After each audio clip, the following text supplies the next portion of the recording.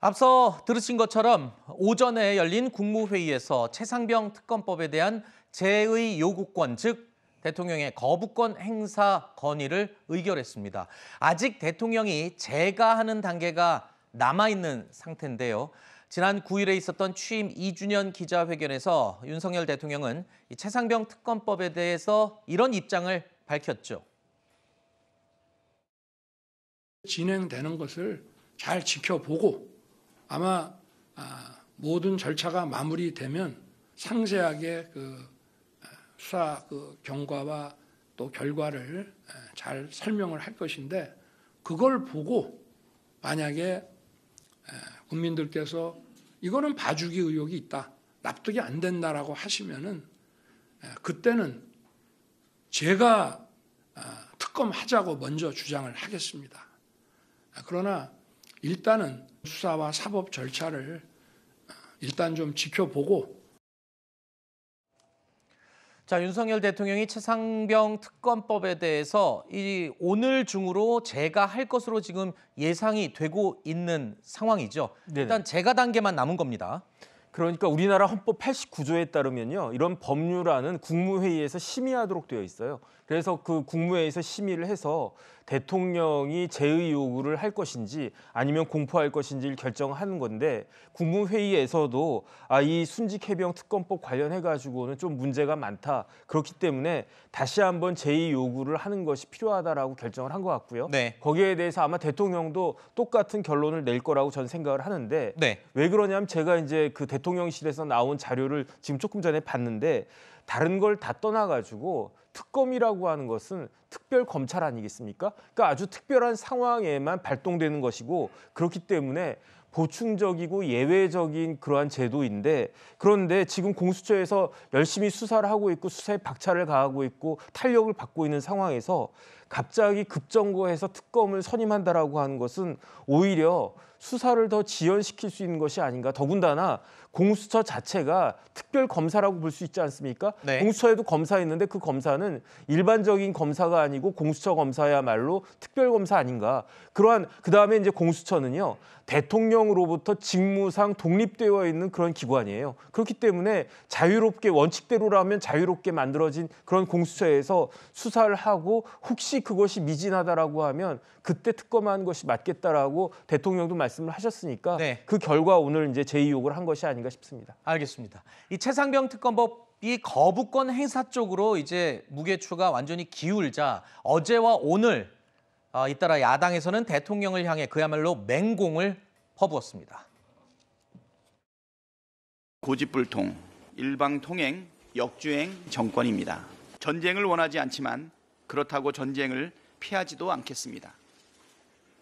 대통령이 거부권 행사로 야당과 국민을 향해 전쟁을 선포하면 민주당은 모든 방안을 강구해 총력 대응할 것입니다.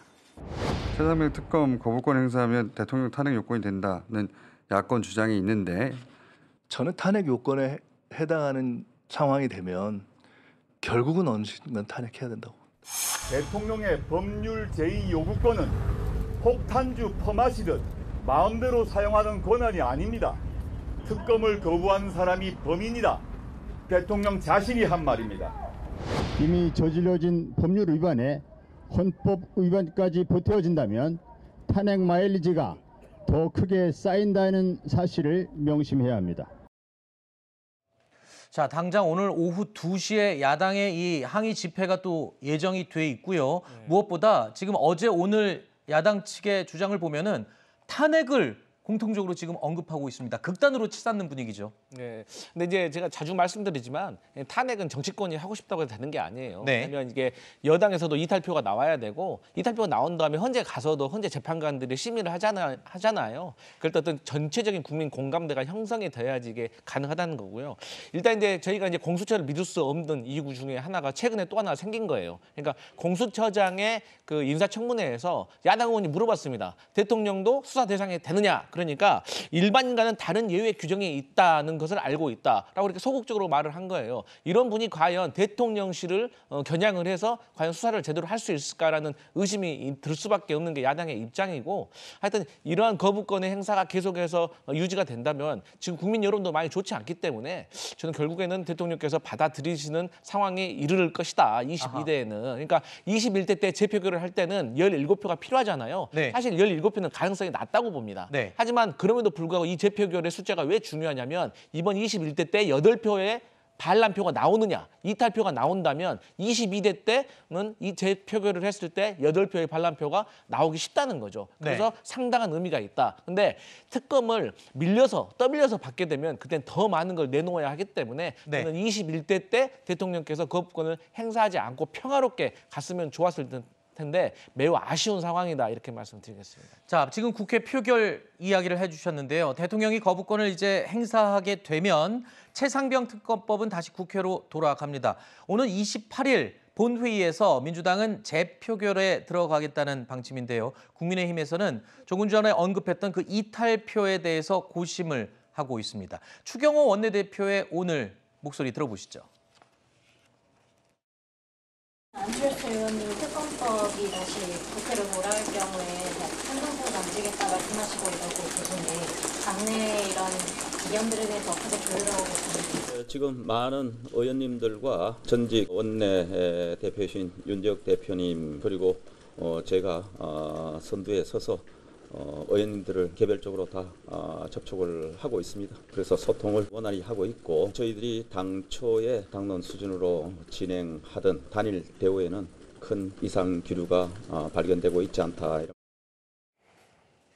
자, 최상병 특검법이 다시 국회로 이제 돌아온다면 찬성표를 던지겠다고 말했던 안철수 의원. 자, 오늘 라디오에서 찬성 입장에 변함 없다는 말을 꺼내기도 했습니다.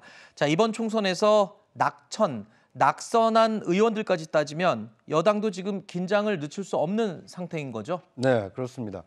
지금 21대 국회가 아직 임기 종료가 되지 않았기 때문에 현행 의석수대로 아마 이제 재의결 표결을 할 가능성이 큽니다.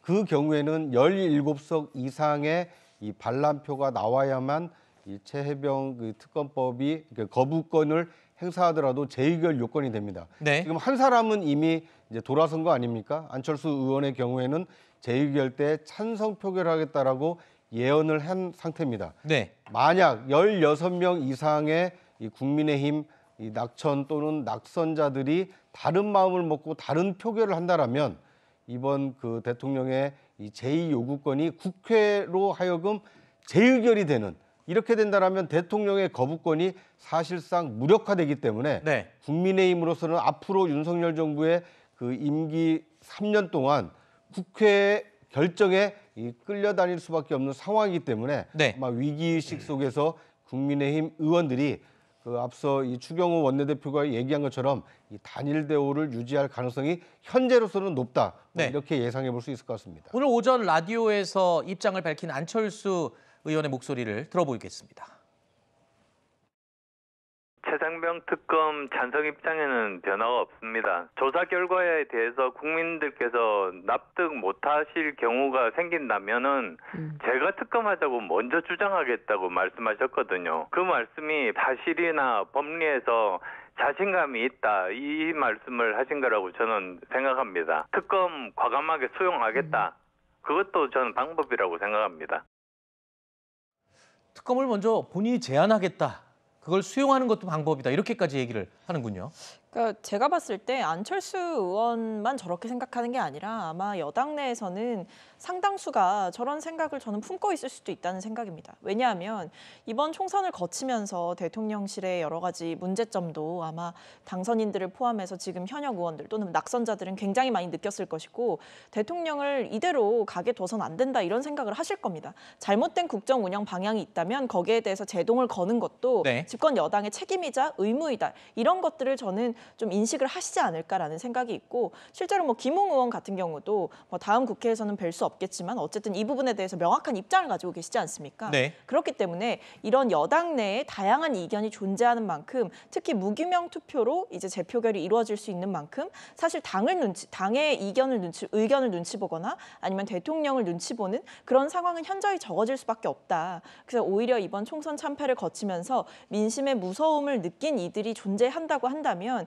최소한의 양심을 발휘해서라도 저는 대통령의 그 거부권 행사를 무력화시킬 가능성은 충분히 있다. 왜냐하면 더더군다나 무기명 투표이기 때문에. 네. 저는 그런 면에서 아마 지금 원내에서는 바짝 긴장을 하고 있지 않을까 싶습니다. 알겠습니다. 일단 여당에서는 17표까지만 이탈하지 않으면 현재로서는 크게 위험하지는 않다. 이렇게 지금 예측은 하고 있지만 지금 의견을 들어보면 그 표수가 지금 21대 국회에서는 그렇게 해석할지 모르지만 이제 22대 국회로 넘어가서는 또 다른 의미의 숫자가 될 수 있다라는 그런 분석을 해봤습니다. 오는 28일 있을 국회의 이 표결 그 내용을 지켜보겠습니다.